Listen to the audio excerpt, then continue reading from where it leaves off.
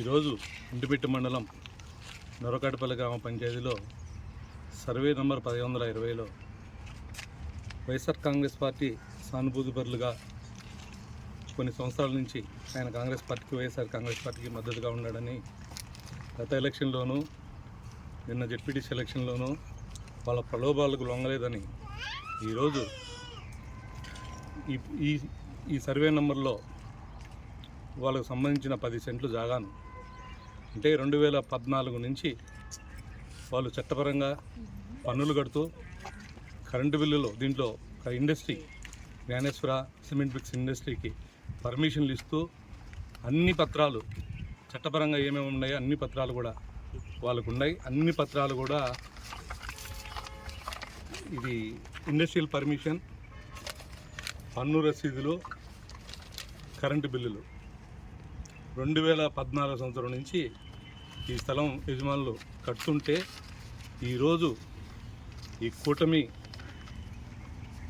నాయకుల ఒత్తిడి వలన టీటీడీ అంటే ఒక తిరుపతి తిరుమల దేవస్థానం అన్న ఒక భగవంతుడితో సమానం. అధికారులు కూడా అదే విధంగా చూస్తారు. ఆ అధికారులను కూడా వాళ్ళు అవి ఏమీ పట్టించుకోకుండా ఈరోజు ఇక్కడికి ఒక ఎంఆర్ఓ గారు, డీటీ గారు, కొంతమంది టీటీడీ ఉద్యోగస్తులందరూ వచ్చి వితౌట్ నోటీస్ ఏం నోటీస్ ఇవ్వకుండా ఇక్కడ చిన్నపిల్లలతో కూడా అక్కడ సంసారాలు చేస్తుంటే వాళ్ళందరినీ ఈడ్చి బోకులు బయటేసి జేజీబీతో ఇంత దౌర్జన్యంగా ఈ బిల్డింగ్ను కూర్చడం జరిగింది. ఇది టీటీడీ వాళ్ళకి సంబంధించిన నిజంగా మీకు కానీ దీంట్లో సంబంధం ఉంటే ఇది మీ సైట్ అయితే చట్టపరంగా కొలత వేసి నోటీసులు ఇచ్చి ఇది మాకు వస్తుంది అని చెప్పి కొట్టాలి.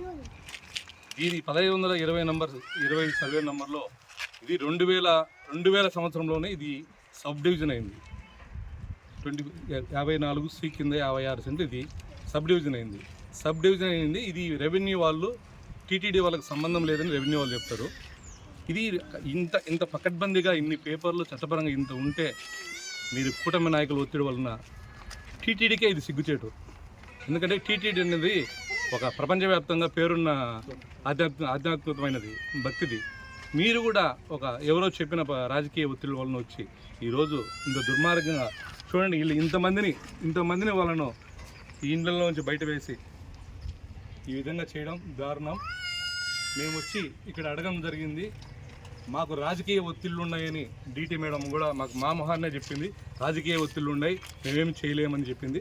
కావున తప్పకుండా ఈ అధికారులపైన ఇది జరిగిన ఇక్కడ ఉన్న ప్రతి ఒక్కరిపైన మేము న్యాయపరంగా కోర్టుకు వెళ్ళి లీగల్గా ఎదుర్కొంటాం.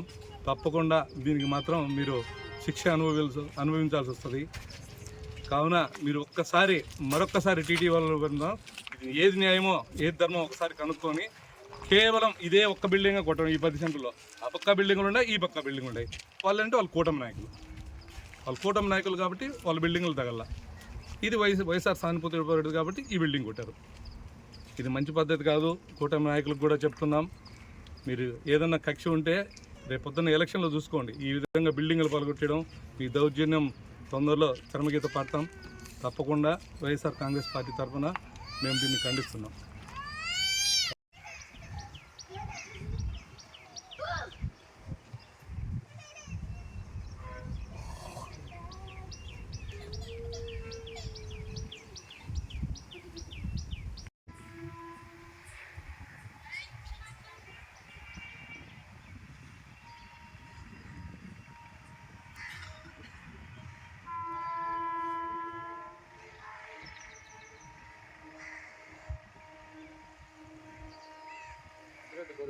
పూర్తిగా గడ్డం వేసుకుంటారు.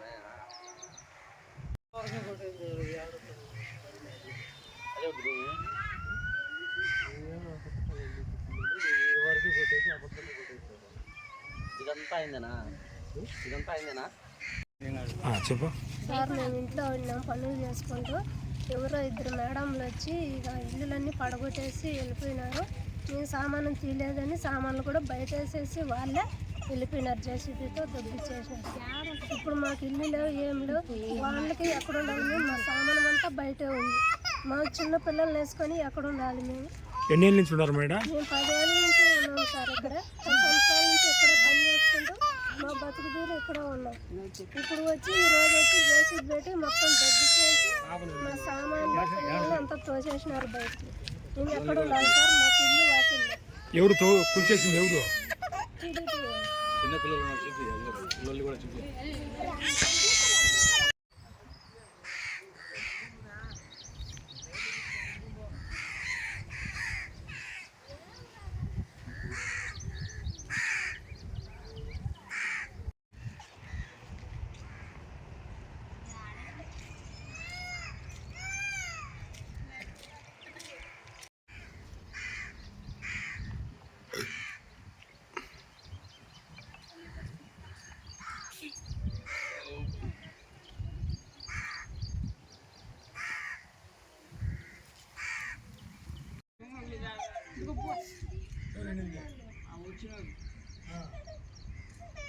ఈ బాగా ఆడుండడం ఏంది? అదేదో ఈయనే ఉంటారు కదరా.